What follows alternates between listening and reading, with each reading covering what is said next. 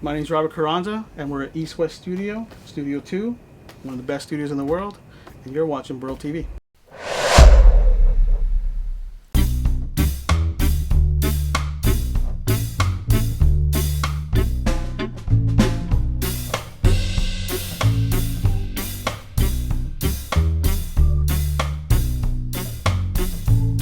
We just did a live tracking session with upright bass, drums, saxophone, and beat 3, and we did a comparison in the inputs and tracking to Pro Tools with the HDIOs against the Burl Mothership. And I mean, if you don't compare, you'll never know.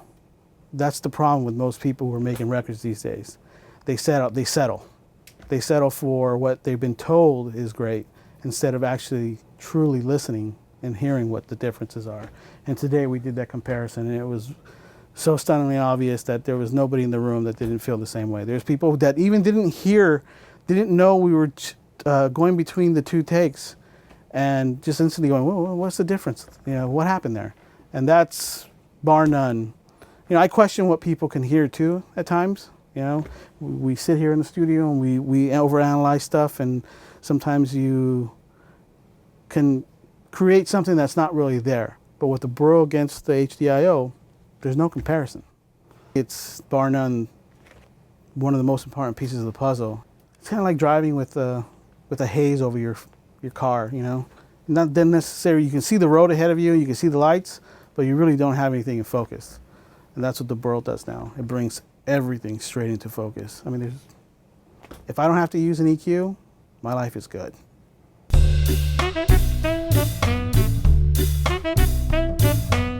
I've been using the B2 for, years now, since I threw out my Lavery Gold. And he's been telling me, come check out the Mothership. So they had an event here, so I came through, checked it out. We got to A/B it. I got my HDIOs at my studio now, which are gonna be, check them out, they'll be on eBay tomorrow probably. Gonna get my Mothership rocking, man. I can't believe it, the depth. Obviously the bottom end's gonna, you know, that's a no-brainer, but I couldn't believe the depth and the clarity, and it just kind of my mind's blown. So yeah, it'll be in my rack hopefully before the end of the week.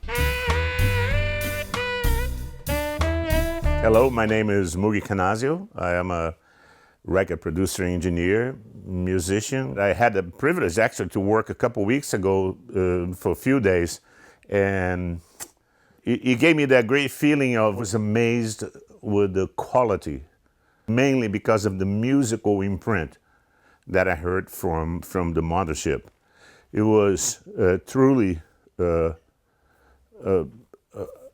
blessing. And sometimes all of this that makes it so easy for us to make music, they take away a little bit. What I heard in that room is exactly the opposite of that. You know, something that gave me more than what I was expecting. The converters, they retain whatever it is, this magical element that is so hard to register. The converters, they give you that without a lot of work. So that is the first thing that I noticed. It was a lot more pleasant for my ears than the other one. The first thing you notice is that the frequency response in the low end is just seems to extend further down. So it's not high passing all of your audio. So, you know, the stuff you're putting down there really just seems tighter and clearer because you're not compensating for that shelf, you know, because those, I think like when we just did that other test in there, the first thing you notice is that, you know, everybody knows like shelves create a little bump wherever their shelf is. So this is like nice and flat all the way down. So the lower stuff is clearer and tighter, and the sort of higher parts of the low end don't seem bumped and exaggerated like a lot of pieces of gear do to make up for the fact that they can't go that far down.